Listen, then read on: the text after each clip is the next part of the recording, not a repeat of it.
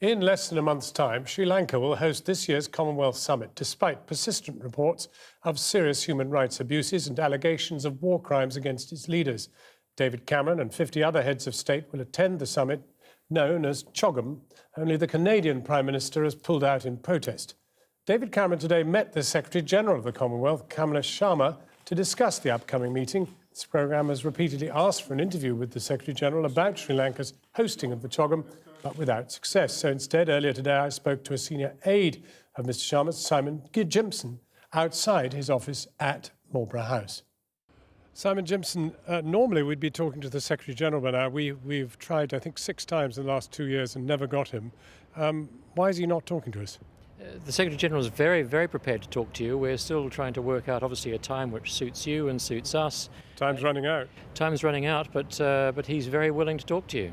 Why has he and the Commonwealth Secretariat been so keen to locate this year's CHOGM in Sri Lanka?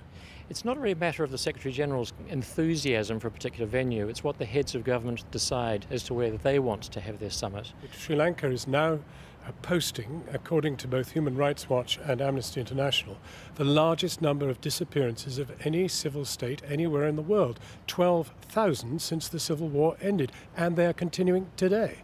Well, that underlines the role the Commonwealth has, which is to tackle these issues in a very practical, focused way.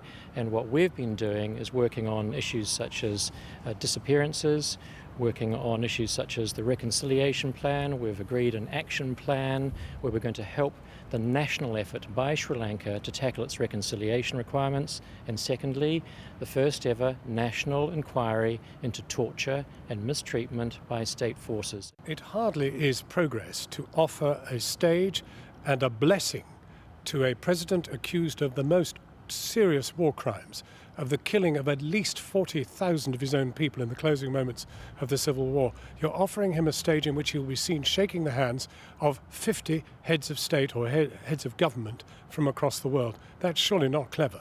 Well, you're talking about two separate things. One, Sri Lanka, and on that front, we're working very closely with them and in a very practical way on improving the human rights situation. I'm talking about the persona of the president.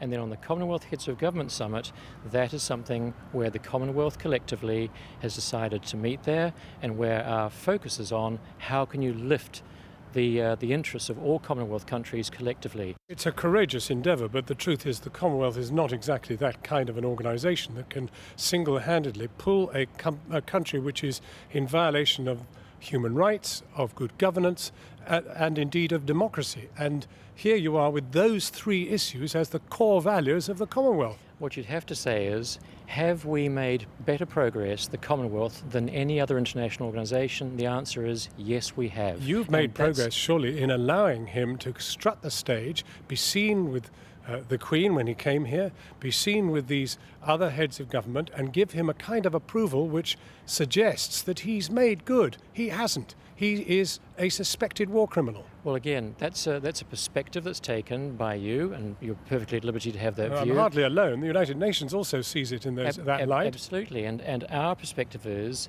let's try and improve what we have. That's what we're doing. This could be the undoing of the Commonwealth, couldn't it?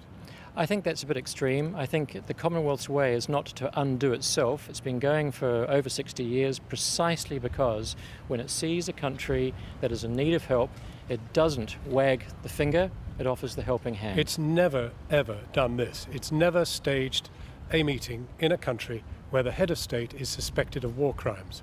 We've had meetings in a variety of countries. Not CHOGMs, not the heads of government. We have had heads of government meetings in other countries where there were questions about why were you locking up this person, why were you locking up that person.